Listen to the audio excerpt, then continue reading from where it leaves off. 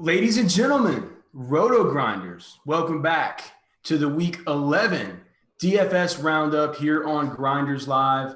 My name is Alex Dunlap. I am the host of Roster Watch on SiriusXM Fantasy Sports Radio tonight, 7 to 9 p.m. Eastern, Sunday mornings, 7 to 9 a.m. Eastern. I am the editor-in-chief at rosterwatch.com. And joining me, as always, my co-host live this week from Nashville at the RotoGrinders party, where I'm extremely tilted I cannot be joining for the fun and festivities. You know him as TheSeige. He is CJ Kaltenbach. He needs no introduction around here. Siege, what's going on, brother? Not much, man. It's actually kind of nice to be in the office when it's quiet. Normally this place is just super loud all the time. So it's weird being here when it's just dead quiet. But I wonder, in the RotoGrinders office, like what's that place like around lineup block? Do you get any work done around there? No, I can't imagine. I can't imagine. I think even probably the developers and the producers and the techs and everybody else like that are probably getting their lineups in, and everything's going crazy around there, I'm sure. Yeah, last night was kind of insane. I put up the noise canceling headphones and I tried to tune as much of it out as I could, but even then I was still kind of just like hearing things. Do you want to play Fred Van Fleet or some other play? And I was like, neither. I didn't look at what Van Fleet did, but I knew that I had him in a ton of my cash games, and a lot of those head-to-head. It's the worst piece of chalk in the history of chalk, but we're not here to talk NBA. Yeah. Well, anyway, we're here to talk NFL. If you guys haven't watched the show before, what it is, we're going to take 6 different hot takes from different shows, different podcasts, different video casts, I guess, here on Grinders Live throughout the course of the week, talking about some of the plays from Week 11. Siege and I then give our thoughts about it. Then at some point during the show, get into our own takes, our own cockamamie plots and ploys and ideas. Last week, Siege, I believe you took down. Of course I took down the bet. That game went like 30 points over. Yeah, God, it feels like it was already years ago by how horrible my week was last week. I've put it in the rear view, so far in the rear view. But that was me. I took the over basically Tampa Jets -1 versus Giants 49ers. Yeah, and it was horrible. So I think that put Siege up 4 units on me in our prop bets on the season. As far as our own hot takes and bold calls, do you remember what yours was, Siege? Probably something to do with a stud, and they were all terrible, so I'm sure it failed. Yeah, I'm pretty sure you failed. I know I failed. Mine was Cameron Brate, number 1 tight end on the Sunday DraftKings main slate, which was just egregious, just absolutely horrible. Oh, it was a Jordan Howard take. Yeah, that did not go well. That's right. Yeah, I had way too much Jordan Howard too. Last week for me, it was one of those weeks where I had my cash lineup in 150 different contests, and I won in like 22 of them. And I cannot believe how bad the people were at DFS who lost to me in those 22. So anyway, hopefully going to get back on track this week. Too much Jordan Howard, too much Cameron Brate last week, too much fading Garrett Selleck, who's a crappy player. I still stand by that play. But we have a lot to get to this week with the takes. Anything like any general thoughts, like overview thoughts on the slate this week, Siege, before we get into them? I mean, just don't be stupid. Just stack the Patriots. Don't be stupid. Stack the Patriots. Like, we could honestly just log off right now. That's all anybody needs to know. Like Siege and I got in, we were talking pre-show. Like, we're going to talk about all the ways it makes all the sense in the world. But let's just get into some of these takes. Some of them are going to bleed into that analysis anyway. So here comes the first one. Thanks to our producer Dave for getting these thrown up for us in this early edition of the DFS Roundup, so Siege can have all of his drunken buffoonery at Topgolf with the RotoGrinders staff this afternoon. This one comes from the Epic Early Week podcast, which comes out, as the name would indicate, very early in the week. It's Grant Neefer, Bobby Fye, and JM to win. Here is a take from Grant Neefer about wide receiver that he likes this week that is so far off my radar I can't even begin to tell you. Grant, what are your thoughts on Landry, Parker, Hopkins, and Shepard? It's Hopkins by a wide margin. I don't care if he's going against Peterson. He's had some tough matchups. so far this season, well, moderately tough matchups, and he's still going to get an absurd. Look at Game 1 versus Jacksonville, a similarly as good cornerback. I mean, what's his name? Peterson and Ramsey are both elite cornerbacks, and people that opposing offenses tend to stay away from.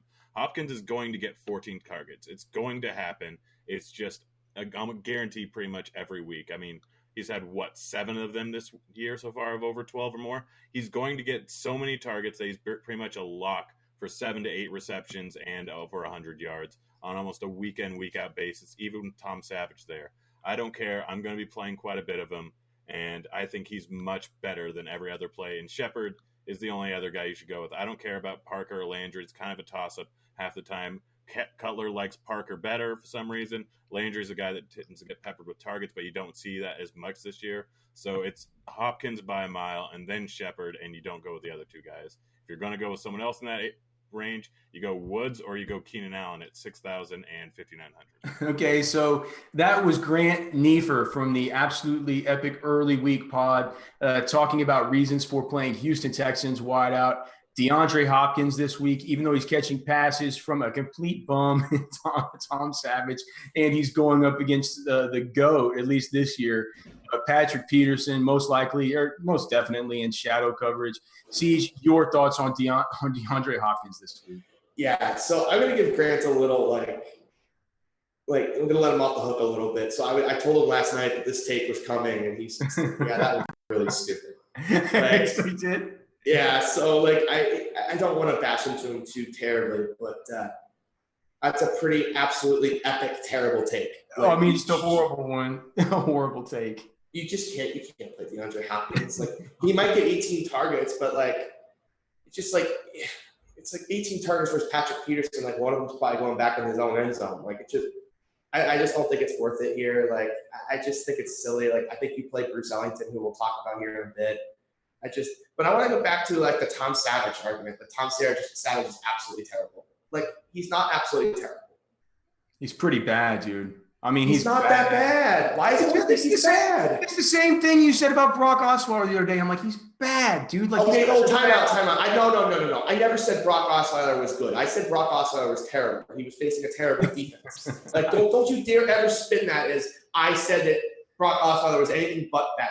Well, this take's just as bad. Tom Savage sucks, dude. He doesn't suck. He's perfectly mediocre. He's perfectly mediocre. Not mediocre. He's terrible. He faced the Rams defense. Okay, he didn't play well, and he played okay against the Colts. He's never been. He's never been good at any point. I think even in college. He's perfectly mediocre. He's gonna put up 2 touchdowns this week. 200 yards passing and 2 touchdowns. That's better than 6 or 7 other quarterbacks. What makes you think he's going to put up 2 touchdowns when he can only put up 1 against Indianapolis? He put up 2 against Indy. I don't think he did. He put up. He put up. He led them to 2. He led them to 2 touchdowns. Well, do I get points for being a great leader, leading the team down the field? I mean, yes. Wow. Actually, one of them was a defensive score. Fine, we're 11-7. Yeah, I mean, I just think this Arizona defense is not that good. They're not good. Why are we talking about Savage? Are you playing him? We're talking about Savage and being competent, so we can play Bruce Ellington. But we'll talk about that when we get to the Bruce Ellington take. I don't think there is a Bruce Ellington take, so we need to talk about it. Yeah, there probably should have been. Bruce Ellington's a lock. No, I love him. He's 3K. He's going to get 8 to 10 targets against the terrible slot guy for the Cardinals. He's a 3K receiver. Right? There's lots of ways it can go bad, but it feels pretty hard for this one to go wrong. No, I mean, you got Patrick Peterson on the other side. You have the coaching staff that said this week that they've made a point to say we need to get Bruce Ellington the football more. Bruce Ellington, I mean, he's come in and he was talented out of college, out of South Carolina. Talented. And here's the thing is they allocated a ton of draft capital to get Braxton Miller. And, Braxton Miller's been passed up by Bruce Ellington. He showed during the preseason that he was probably a better option than him. Like he's mentioned, going up against, it looks like it'll probably be Tramon Williams. This is this is a situation where the number of the targets have been there. Like what was the Siege the last 2 weeks? I'll pull up the Houston Texans targets, but yeah, I mean last week eight targets. Week 4 was 8 too. 16 in 2 weeks. Week 9 he had 8 targets. He's playing between 89% of the snaps last week, only 61% of the snaps in week 10. But still, man, like this is a guy that's going to be on the field a ton without any sort of Will Fuller in there. So yeah, I think that between him, any thought on CJ Fedorowicz? Maybe some targets. Tight end is just too loaded. It's too loaded. I can't do that.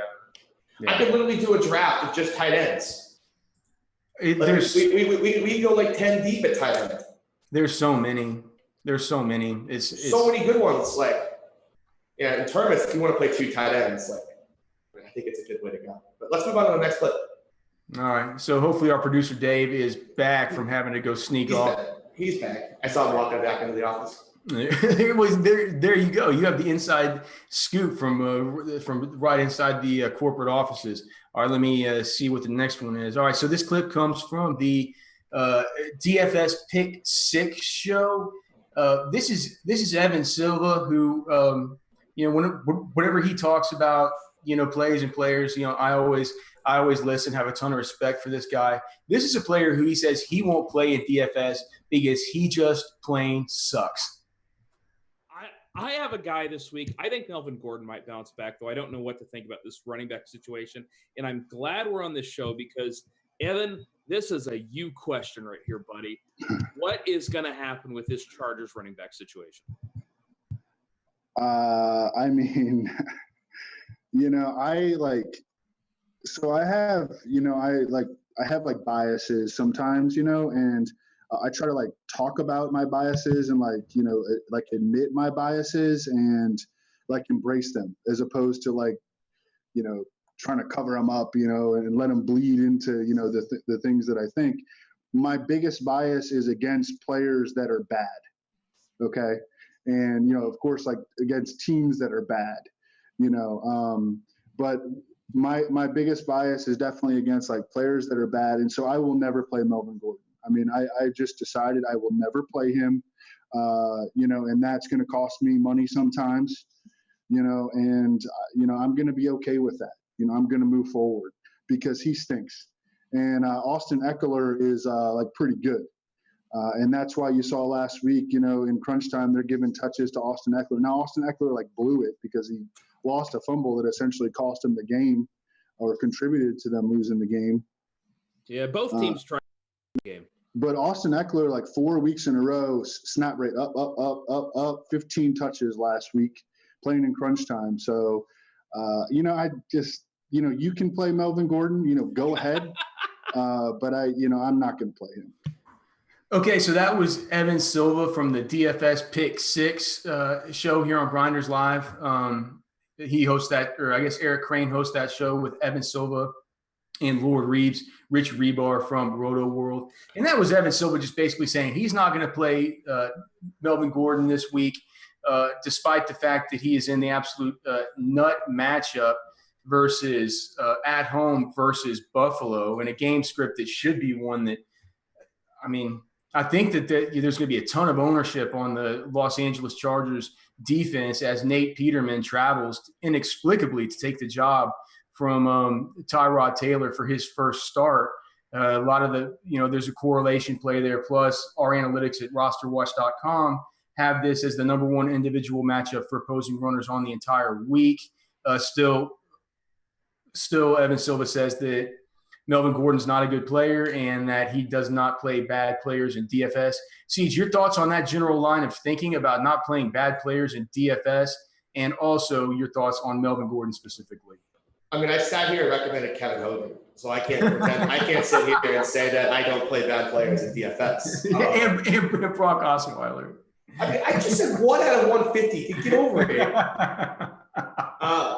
I'm just tilted that you got the over on that 8. It wasn't even close, by the way. It was 10.56. It was an over 8.5, wasn't it? It was close. tilted. Oh, that's right. I forgot you lost a unit on that. Yeah. I just, for me, this situation comes down to I disagree with Evan Silva's evaluation of the player. He's just been hurt. He's just had injury issues, and like with running backs, we've seen it with Leonard Fournette. He went from God 4 weeks ago to like now, like everyone's just like he kind of sucks, and that's what ankle injuries can kind of do to you. And I think he had turf toe all season. He's played through it. Turf toe is really painful. He was talking about he's the healthiest he's been all season. It's a cupcake matchup. Nathan Peterman's going to turn the ball over at least once in the red zone. Like, this game script is going to be really far in the Chargers' favor. Like, it was a good game script for the Chargers, even with Tyrod Taylor. You're looking at a great defensive line against a terrible offensive line. A rookie quarterback's going to hold on the ball too long. So, like, I expect some short fields. The touchdown equity for Melvin Gordon is great. I think I would take him above Kareem Hunt even. You would take him above Kareem Hunt? I would. Do you want to make a prop bet on that? Yeah. Whenever we talk, you'll take Melvin right now versus Kareem Hunt, and we can talk about others later. Yeah, I want the other one that we talked about off air. Right, yeah, books. So okay. Let's take Melvin Gordon versus. I got Kareem Hunt in that one. Woo! I'm furiously rubbing my hands together here. Yeah, that's what you do every week. That's what you do every week, and then every week you lose. I do not lose every week. Thank you, Mr. Josh Doxson, for your. Oh my God! You're talking about touchdown catch. He literally had a one each touchdown catch. One each catch for a two banger versus Deontay Thompson. You can't complain about running bad. Like oh my God, you ran so pure. Oh. So yeah, you like Gordon though, right? No, yeah, I do. I mean, for me, I'm having trouble. I think he is 7,600, and I think Kareem Hunt's only 8,000, and I think that's what it is. Just off the top of my head on DraftKings, let me pull it up and see. But I just think that whenever I get into that sort of 7,600, I usually kind of try and find a way to pay up. Where are you on Melvin Gordon versus Alvin Kamara? Probably Gordon. See that? It's like okay, who's more likely to score 2 touchdowns? It's probably Melvin Gordon, right? I think so. I mean, look at how many touchdowns have been scored in the last few weeks against these Buffalo Bills. I mean, it's been. I'm gonna retweet something right now. So if you go to my Twitter profile, I'm gonna go tweet this out. Did you see this? Like, the Saints ran the ball 24 times in a row. Did you watch this? Have you seen this on Twitter? So the Saints last week ran the ball 24 times in a row. I'm gonna find this. It's early in the week. So I'm gonna retweet this, and this is from 4verts. So it's 18 run plays in a row by the Saints.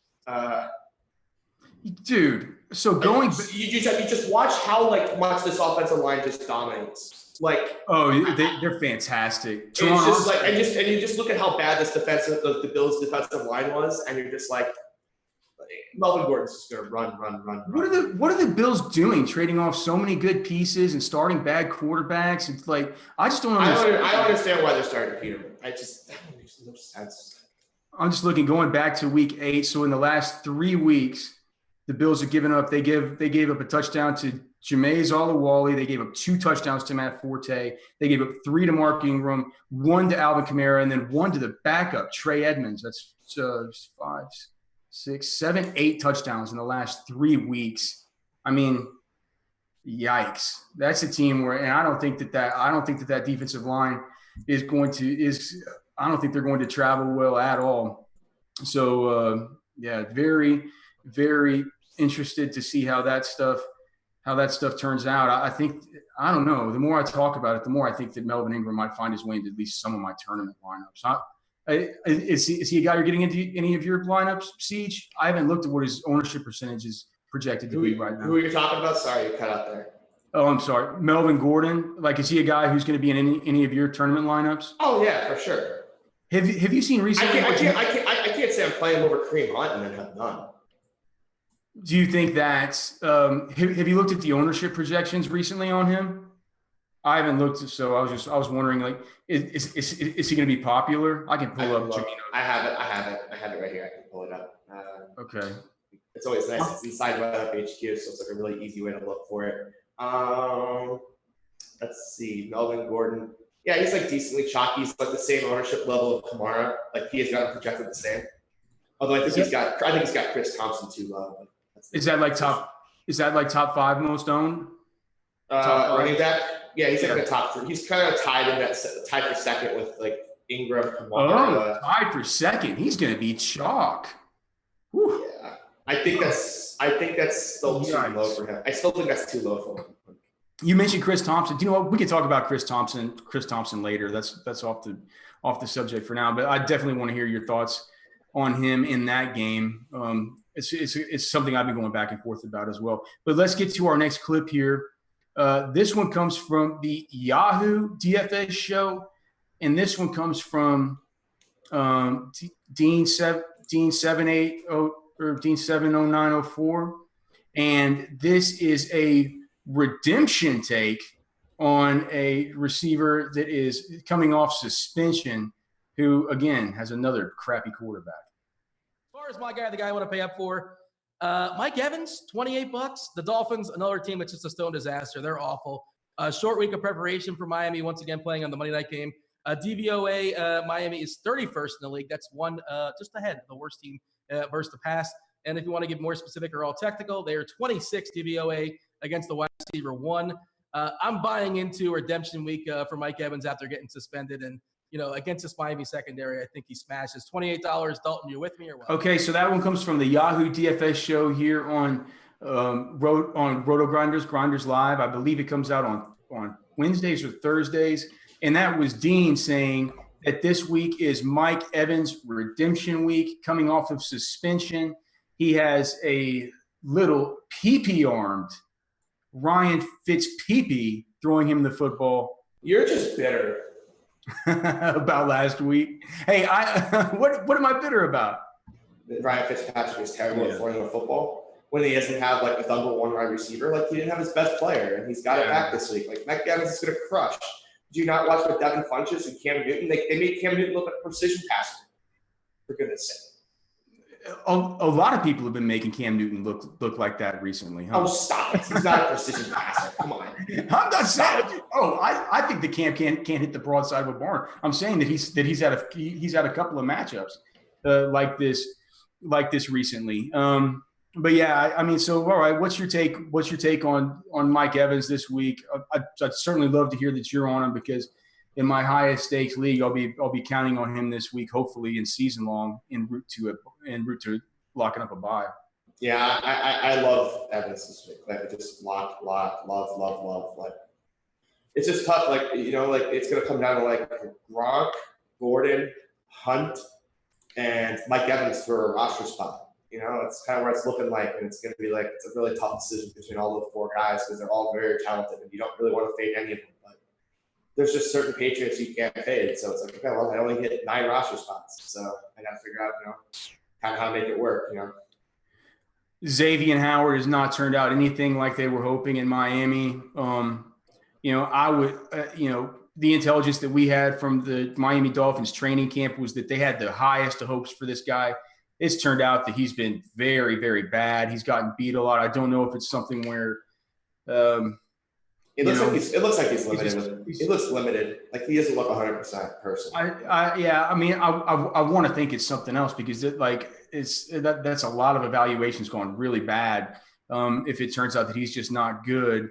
But we have Miami at Roster Watch, our number 8 matchup of the week. If you had the prop on 3, if you had the prop on 3 segments before a prop broke out. This might be a record for longest time for a prop all year. Mike Evans, a pretty bad prop for 7,900. I have 63 props up. Early offshore props for our pro members at Roster Watch for FanDuel and for DraftKings. I'm just looking at the DraftKings sheet right now, but on DraftKings it's 7,900. Facing our number 8 matchup of the week. He is 4th from the bottom. What are they projecting in that? Like, give us the numbers. Five receptions for 72.5 yards and only a plus 125 touchdown odds, which I thought would take the over on all 3 of those. You would take the over on yards, and I would take the touchdown. Yeah. Yeah, I think so too. I think given the matchup, I brought the prop up because to me it seemed a little bit shocking. I also like Mike Evans this week. I think it's 7,900, man. For me, we're probably going to talk about the Patriots later. But for me, it's like, I I look down and I see Brandon Cooks, who's $1,300 cheaper, and I just, I mean, to me, I feel like you could make Brandon Cooks $7,900 this week, and I feel more comfortable getting him than I would getting Mike Evans. But Cooks isn't going to be chalk at his current price. That's fine by me. Do you think Cooks is going to be chalk? Nope. No. Perfect. I mean, he'll be respectably owned, but he's not going to be like 40% or anything like that. He's going to be 100% in my lineups. Let's see if we can go to the next take. Always providing us quality takes every single week. Scott Barrett. I mean, he's the gift. He's the gift that keeps on giving. We love Scott around here. One of my good friends, I see Siege, always talking to him on Twitter as well. This comes from the PFF show with Britt Devine and Scott Barrett and Tyler Beaker. And in this one, Scott is saying that a play that you probably have slated into your cash game lineups is an awful one. Scott, let's get to, I think, I don't know. I don't think I'm using this guy as it stands right now, but I'm looking at our premium stuff on RotoGrinders, and our ownership expert, Chris Jamino, has him pegged as the second highest owned running back of the week after seeing 13 opportunities last week and seeing 11 opportunities the week before. Now, he does play for the New England Patriots, and he's heavily involved in the passing game, so that helps you out on DraftKings. But why should I not like Rex Burkhead? Yeah, you honestly surprised me when you told me he was going to be the chalk. Why? I don't get it at all. It's Bill Belichick. We know exactly how he's going to use his running backs, and that's that we have no idea how he's going to use his running backs. At the very least, we know it's going to be a three-way, low upside running back by committee situation. People want to talk about all the snaps he played last week. Of course, he played a ton of snaps. Last week was the week to play him against Denver, that's susceptible to receiving running backs, but stout to opposing wide receivers. It is not this week to play him. Still, yeah, all these snaps last week, he still saw fewer carries than Dion Lewis, who was also the running back used in garbage time. He saw fewer targets than James White last week. And Lewis has just been one of the best running backs in the league this season, and no one wants to talk about it. Again, he's seen minimal volume as well and really isn't on my radar, but he's our 8th highest rated running back. He's been the 2nd most difficult running back to tackle on first contact, behind only Kareem Hunt. I don't get it at all. Scott Barrett, how could you? How could you talk so badly about the guy who I'm putting into my lineups? It goes, you put Tom Brady in at quarterback, you put Rex Burkhead in at running back, and you figure things out from there. From Brandon Cooks comes next, and you figure out how you're going to run it back from there to fill in the rest of the pieces. Easy as can be, how to start this week. Scott says that that's a crappy play. I like Scott. Scott's a nice guy. Yeah, he's out of his damn mind. Out of his mind, right? I mean, I understand that Dion Lewis was in the concussion protocol, so he got a few extra carries. Okay, I will acknowledge that. But even if Rex Burkhead had played 35% of the snaps last week, say when he played the week before, and he was 3,600 playing against the Raiders, you still would probably play him at 3,600. He still has 20-point upside. And I think with Amendola very questionable at best. I think that if Amendola sits, James White or Burkhead is going to be the new slot, and it doesn't really matter which one plays the position because the other one's going to take the running back snaps. So for me, it's just a situation I just don't see a way in which Rex Burkhead doesn't get 7 or 8 targets in this game. I just don't see it. And then they're high value targets. This guy's only played in only 4 games, and I believe I'll have to look it up and double check whenever I get the tool pulled up. But I believe he has the 2nd most end zone targets of any running back in the league, and he hasn't even played it all this season. Dude, Rex Burkhead is out there blocking punts. He is are you telling me that guy's not in Bill Belichick's eyes just don't light up just thinking about playing that guy more? So here's the thing. They spent $1 million around it to train at 7,200 feet this week at the Air Force Academy. So if you're Bill Belichick and you're explaining to Robert Kraft why you need to spend this $1 million, Hey, Rob Kraft, we're going to go to a train at 7,200 feet. And then what we're going to do is we're going to play the game really slow and just run the ball against a team that can't breathe. No. Or we can train at 7,000 feet for 10 days and go then tempo. We play super fast against tempo. The team that is training at sea level. And what do you do whenever about this? Let me think. Which one is he going to do? He's going to play fast. And what do you want to do whenever you go tempo? You want a back in there that's a utility back that can do anything, that can play anything. You don't want to substitute these idiots. You want a guy you can motion out into the slot. You want a guy who can run between. Like Rex Burkhead is that guy for them. The other two have really clearly defined roles. James White has his own clearly defined role. Dion Lewis seems to be, inexplicably, seems to be like the new LeGarrette, the Blunt, like the little shrimpy LeGarrette Blunt, just between the tackles runner. He's not getting any targets. I just think that this whole deal about Burkhead being a bad play, I mean, at 3,600, it's kind of like with Bruce Ellington. I mean, I don't really see that many ways just by the number of targets alone and by the receptions floor. And guess what? If he gets you 6, he's 3,600. It's not an 8K. It isn't going to kill you. It's a 3,600 guy. Like it ain't going to kill you. The rest of your Patriots stack will go off. Like it's just. There's like no risk here, and the reward is just massive. Well, do you want any Dion Lewis or James White?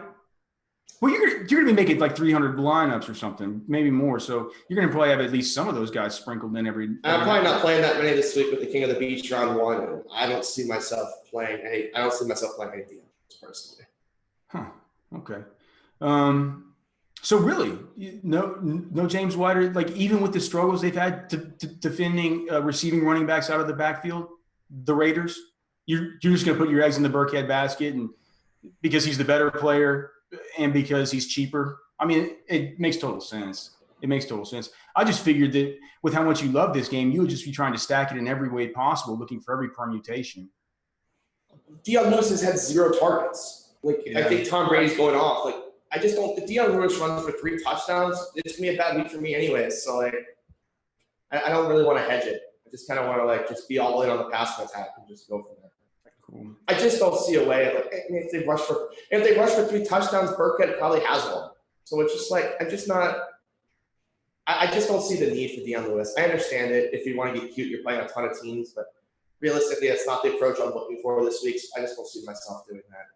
Maybe on a site where there's a Sunday night football game. So let's say maybe I stacked up which order are they in? I think it's Philly and Dallas is Sunday night, right? Yeah, Philly Dallas. So let's say I was playing on FanDuel or something, and I wanted to stack that game up.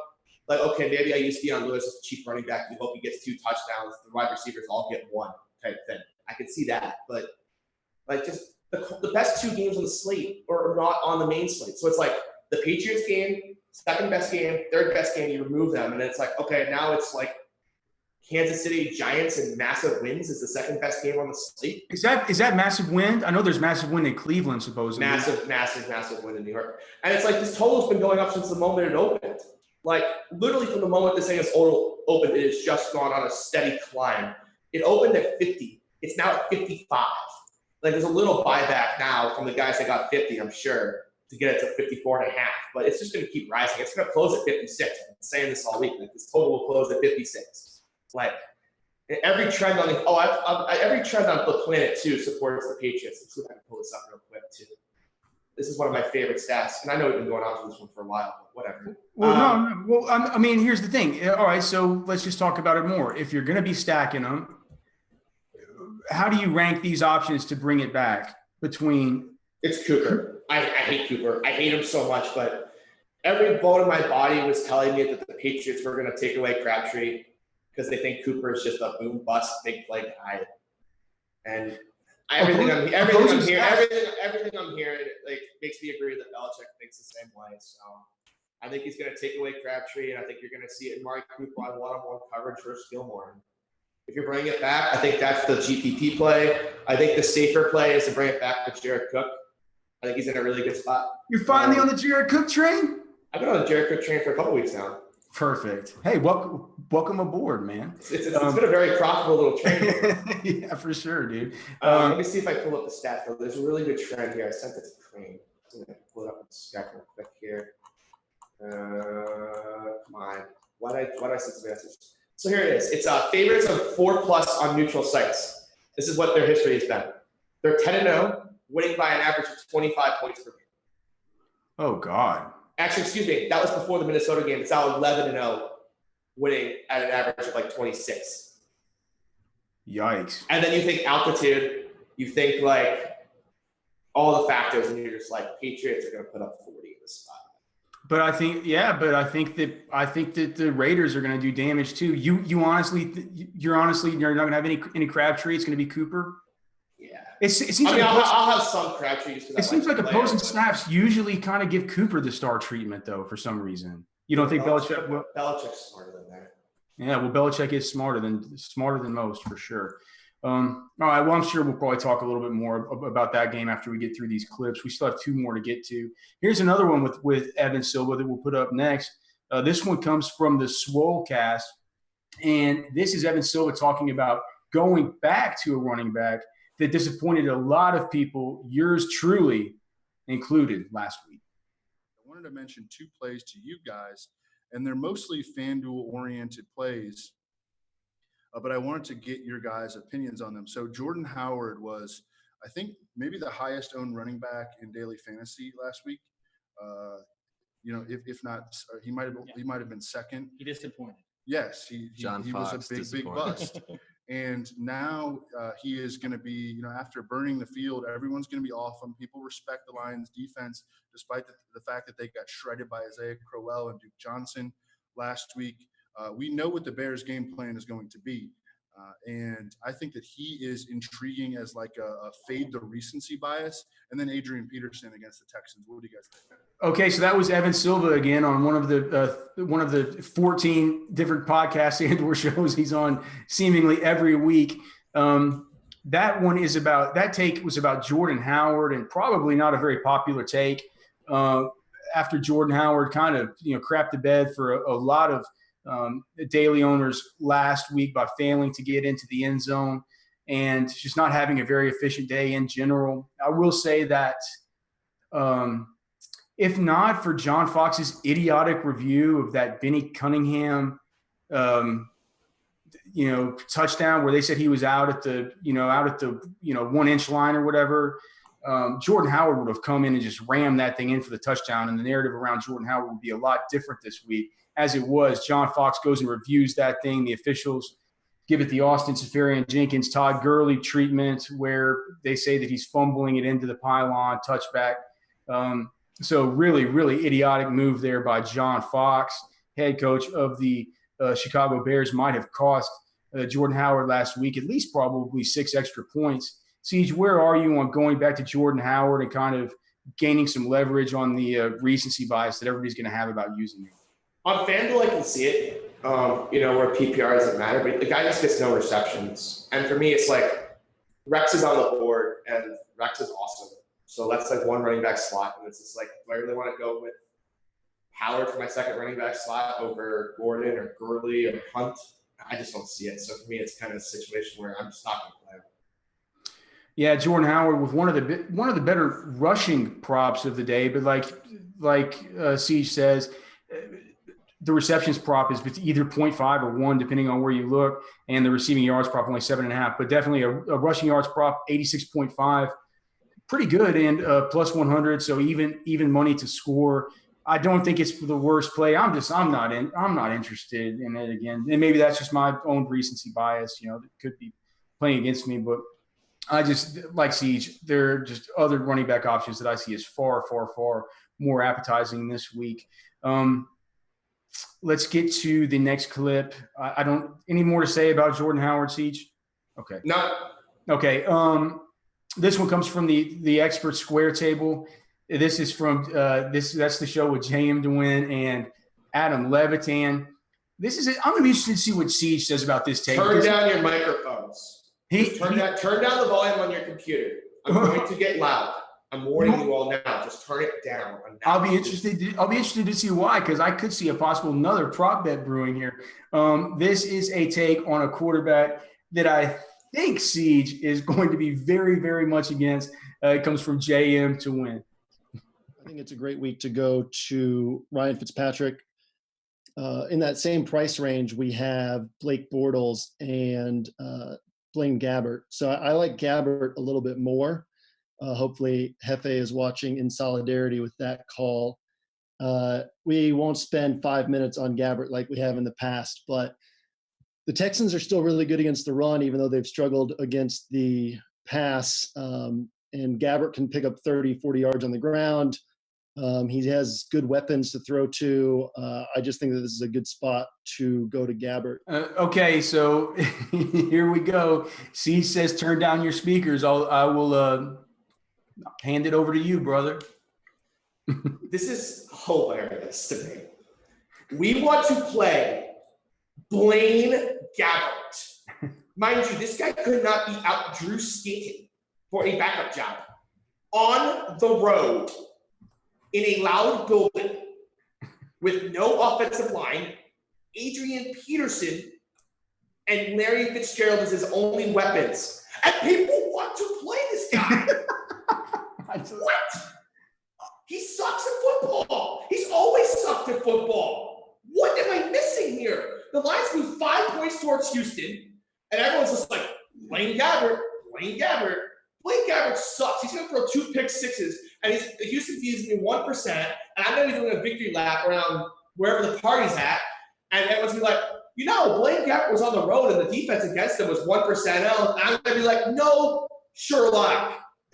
Like, this is hilarious. Like, it's Blaine Gabbert. Yeah, but here's the thing. Just a couple other points. I mean, that's the way that I felt whenever you were talking about Brock Osweiler the other day. And the fact is, it's like Blaine Gabbert's a better quarterback. Blaine Gabbert, if you look, Total's in a free fall. It's literally okay. So this on the 14th, this total was Arizona minus 1.5, a 42.5 total. Now it's Houston minus 2 at a 37.5 total. That means the Arizona implied total has gone down with 4.5 points this week. I'm sorry. Yeah, 4.5. Do you know? Like, that's insane. The projected point total now is like 17 from 21. I've never seen a team total free fall by 4 points in a game that's in a dome. Yeah, but all those movements, it looks like most of those movements have been through dead numbers, at least on the. The total went from 42 to 37.5. The team total's down 4 points. So 40. So it did move through the 41. It's 37.5. I guess I'm more talking about the spread, but I mean, clearly there are indicators that there's sharp money on Houston in this. Like, I will say that. I will say this though, man. Like, have you just looked at Blaine Gabbert's game logs from 2016 and 2015 as a starter? Have you just gone and looked at him and seen that he basically had a median output from weeks 9 through week 17 of 2015 at looks like 20.2 fantasy points per game with upside for 27.3. And then in weeks 1 through 5 in 2016, he had better weapons than he does now. 2016 San Francisco 49ers? Yes. I would take the 2016 49ers over what he's got now.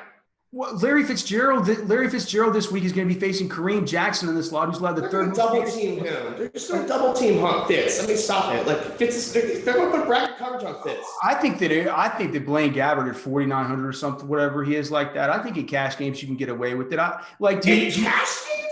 Yeah, in cash. You're just show yourself. Cash games. Yeah, I think in cash. Tom Brady is 7,400, and you want to play Blaine Gabbert in cash games. All right. Well, here's the thing. I'm not going to. I'm playing 100% Brady, but I'm thinking if you want to pay down, I'd rather play Gabbert than. Let's start. Let's just get a list of units. What about we give me Gabbert versus Tom Savage? No. Okay. Why? You just said that Tom Savage was going to be good and throw for 2 touchdowns, and Blaine Gabbert's the worst. I said he's Blaine Gabbert has rushing upside. I can't do that. But let's look and see just players that are sort of around his area. Blaine Gabbert has rushing upside, so I would want like a pure football bet. I don't want a DFS bet. I want to play like he sucks at football. Well, okay, I mean, but we're here talking about DFS. I think he's going to get 15 to 16 points at minimum. He's shown that when Tom Brady puts up 35, 16 points is nothing. I like him more than Case Keenum. I would take Keenum, Fitz, Cutler, Eli. Well, Eli's a lot more expensive. Eli's 5,700. Blaine Gabbert's 40. That's 800 more. That's not 49. 800 is the difference in. $800 is the difference in, like, Adrian, or like Jerick McKinnon versus some kind of. Well, I guess not. Probably. It's like Mike Evans and Tyreek Hill. That's not a big drop off. Yeah. It's like Tyreek Hill to Sterling Shepard. But still, I'm saying for the price, 4,900. I think Blaine Gabbert's fine. I think for fantasy, he's fine. He's going to rush for a lot of points. And if you just, I think that the surrounding cast and for the Arizona Cardinals is probably comparable to 2016 San Francisco 49ers. And as far as a fantasy quarterback, he was fine last season.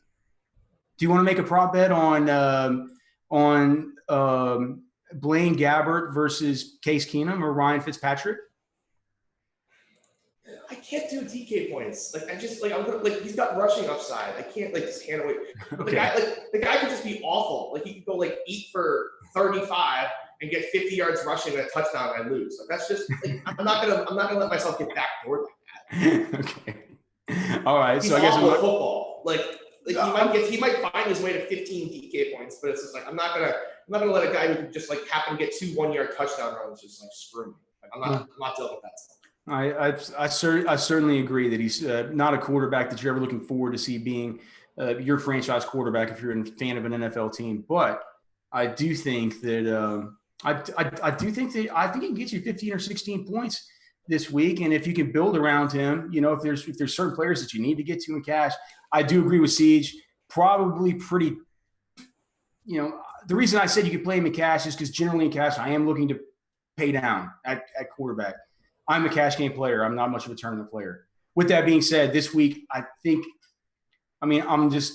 it's kind of stupid for me to say you can't because I'm not going to play any of them in cash. I'm playing 100% Tom Brady. I'd rather do it. Can I do it? Can I get a Houston defense versus a comparable defense bet? Where's the Houston defense? 3,100. So if I think that Blaine Gabbert's going to suck, that way I can do a defense bet. Yeah, how about versus the Chargers defense? Stop it. They're 3,000. No, you're not getting the Chargers. You can have anyone else. I can get somebody kind of around. Can I get somebody a little bit? All right. How about the Cardinals defense? Great, done. That sounds like a done deal. Done. Deal? All right, cool. So let's get into our best. We have that booked. We have Kareem Hunt versus Melvin Gordon, and I want to get Todd Gurley versus Kareem Hunt too. While I'm at it, I love Gurley this week. I love that game to go over. I love that over. Todd Gurley versus Kareem Hunt. We'll go ahead and get that booked. Let's talk about why you like Todd Gurley so much. Yeah, it's just a really good spot. The Vikings defense isn't as good as people think. And Todd Gurley has such a role in the passing game. If they shadow Xavier Rhodes on Robert Woods, which I actually think might happen, I think we're looking at a 7 to 8 target floor for Todd Gurley, 15 to 20 carries. I just think he's a 30-touch guy. And when he gets 30 touches, he's just never going to bust for you. So, he's definitely my number 1 overall running back this week. I just love the floor. Last week he put up 20 DK points and didn't get in the end zone. Having that kind of floor is just so sick. Todd Gurley is the sickest. I hate even betting against him. I just think this week I think this is the week for Kareem Hunt. I think coming off that bye, Andy Reid just needs to understand that you're running the ball so effectively with one of the most effective runners in the whole entire league. You have a banged up defensive line there for the New York Giants. I think, with the wind conditions and with the weather and everything else, I think they're going to get back to Kareem Hunt in a big way. And Kareem Hunt, even at 8K, his props outrageous. It's our number 5 match for the week. 89.5 rushing yards, 3.5 receptions, 30.5 receiving yards prop, and a minus 185 touchdown prop. When I compare that to Todd Gurley, I saw one come in. Yeah, his early rushing yards prop 71.5. A little bit better receiving prop, 3.5 receptions for 34.5. A little bit less touchdown equity at minus 135. So I think that the props would be on my side, but as we know, the props are they're far from gospel. I think it at 8. I'm saving how much by going to Kareem Hunt? 600, 400. I'm going to find myself on a lot more Kareem Hunt this week than I am on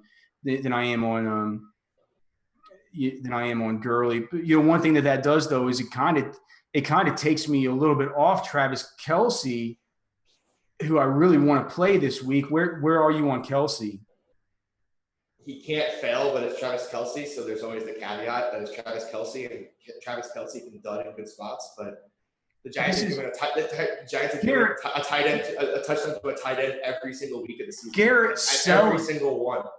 Garrett Selleck, I saw one on the show last week who said was a good value play, along with CJ Beathard and Marquise Goodwin. I agree. Well, hey, we were both on the good one. We were both on the good one stuff. We were on the good one train. With Selleck, I said, look, all my analytics are telling me that this is the best matchup in the world. I'm just saying, like, the guy's never been a good player, and I could see us looking back and saying, what were we doing? To be playing this terrible player, playing bad players like this. But again, Travis Kelce's not a bad player, and so like the spot is just really good. That's one of the reasons I don't want to play Hunt, is I kind of just want to play. No, Kelce. I mean that's been. And the weather in that game's gonna suck too. I could just see Andy Reid getting up 21-0 and just be like, "All right, Chark West, just run the ball. Like, I don't want to get someone hurt." That's gonna kill me in daily and in a ton of season long. I just could see that. Like, if they get up early, it's just like, I want to get out of here. No injuries. The Giants suck. Let's just get out of here. And, run. Like Chark West. And I feel like I'm just worried about the ceiling for Kareem Hunt. Like, it would have to be a shootout for him to hit his ceiling, I guess. And I just don't see the Giants shooting out at all. Let's say it does, or let's say that you're interested in the Chiefs. I've heard a lot of talk about the Chiefs onslaught this week. Alex Smith, Kareem Hunt, Tyreek Hill, Travis Kelce. I see you shaking your head like you hate it. But if you were going to be doing that, all right, are you interested in any pieces from the New York Giants side? The most popular options are, of course, going to be Sterling Shepard and Evan Ingram. Sterling Shepard is a tough matchup this week, by the way. I don't know why everyone hates that corner. Like, he the first week back, he had like short touchdowns. Steven Nelson? Yeah. I understand what the analytics say. Just watch him on, like, he gave up 2 short touchdowns to Beasley. Steven Nelson from Oregon State. He's gonna Sterling Shepard's gonna leave that guy in the dust. No chance. Well, no chance. He's a good player. So you hate Sterling Shepard this week? I do. I like Evan Ingram. Again, like tight end is like 19,000 different people that are deep. Like, I would much rather play Evan Ingram this week at 6K than play Shepard at 63. Would you be interested in any kind of Sterling Shepard prop? Can I get Sterling Shepard versus Evan Ingram? No, dude. No. I love Evan Ingram. Evan Ingram's cheaper. Yeah, I mean, I guess this is a week, if any, is if you're playing on DraftKings, you might want to think about 2 tight ends. I mean, there's Gronk, there's Evan Ingram, there's Kelce, Jared Cook. If you're bringing it back, we didn't even talk about Cameron Brate. How's that Miami defense looking against tight ends? By the way, what's your analytics say there? How far have they fallen? It is now a top 10 matchup. So you were definitely right about that. Yeah, it just hasn't been it hadn't been anywhere. Those linebackers couldn't cover. Like, you just look at the roster, it's like Timmons. Like, yeah, but I know, but I mean, my model had it juiced. I could totally see the flop lag on Cameron Brate, by the way. Totally can see the flop lag where he busts last week and then he scores 2 touchdowns this week, and everyone's just like, "What the hell?" I'm not going back. Yeah, I'm done. I'm done with that. All that Ryan Fitzpatrick, Cameron Brate. He doesn't seem like he doesn't target.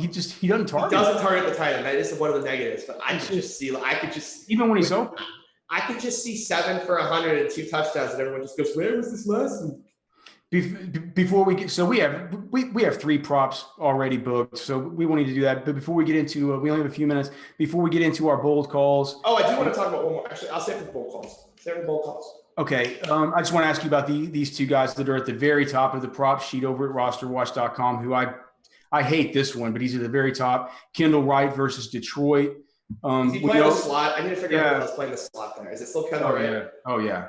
And we know slot players versus Detroit. And his prop, I mean, it's only 4. It's a 4 reception prop for 40 yards, but his touchdown odds are much better than I would think at plus 185. That looks like the top value. Just 3,100. It's, I don't know, maybe a pivot. I'm playing Bruce Ellington first. Yeah. And then the second best one up on here at 4,300 is Jamison Crowder out of the slot versus the Saints. This receptions prop at 5.5, and then the receiving yards prop at 59.5 with plus 150 touchdown odds. Have you thought at all this week about Crowder? He hadn't really been on my radar, but sometimes I just kind of use the props as an extra trend to put in my model. Do you have you thought at all about? I just don't play players against the Saints. They're turning into a great defense. They are a great defense. It's like, last week, like the Bills ran 43 offensive plays. 43. And just inexplicably got away from Shady McCoy, who it was like, I'm still tilted about last week, dude. Just in every possible way. And the week before that, the Bucs ran 53 offensive plays. And my point is simply that if you're just running no plays, then like PPR guys are a disaster. Right. Yeah. And you have to run plays. You need volume, and I just don't see it. In the week before against the Bears, I'm sure the Bears ran even fewer plays. So it's just like, again, I just see all sorts of like, I think they're just going to run, and I don't see how anyone's going to stop them. So for me, I'm off Chris Thompson, I'm off Crowder, I'm off the entire Redskins. All right, so I have two hot takes this week. All right. The first one, I have two as well, so we can do two this week. I hope it's not the kiss of death. And remember, these are hot takes for a reason, right? Jared Cook, number 1 tight end on the slate. I like that one. And then my other one is Jeremy Maclin goes for 100 yards and a touchdown. Okay. I got a similar type of wide receiver.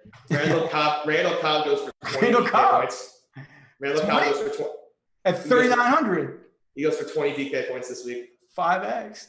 I love Randall Cobb this week. I think that people are just overrating how many snaps he's going to get out of the backfield on third down. That's probably true. And then the other hot take is that the Patriots put up over 50 points this week.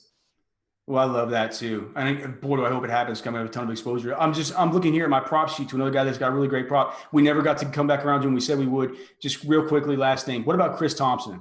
Are you on? I just talked about him. I'm off because they just don't. I don't think there's not enough snaps. I don't think the Redskins run enough plays. So the same rationale for being off of Chris Thompson as you are for being off of Jamison Crowder. Yeah, there's just so many guys like Grant, and they have like this new kid that caught a touchdown, like White, I think. Like there's too many guys for too few plays. Well, I am tilted because I cannot be in Nashville as my wife and I are expecting the birth of our second child, basically any day. So nothing's happened yet, though. So I'm on tilt that I can go up there for the RotoGrinders party next year for sure. Siege. Tell everybody up there I said what's up and to keep up the good work. As always, brother, great show. You can follow Siege on Twitter at TheSeige DFS. You can find all of his content here on RotoGrinders. And also make sure to give a look to his tournament tactics package available now for NFL and for NBA. My name is Alex Dunlap. You can find all of my content at rosterwatch.com. You can hear me on Roster Watch, SiriusXM and Fantasy Sports Radio, 7 to 9 p.m. Eastern tonight, 7 to 9 a.m. Eastern tomorrow morning. So until next time, this has been the Week 11 DFS Roundup here on Grinders Live. For The Siege, I am Alex Dunlap. We are getting the hell out of here.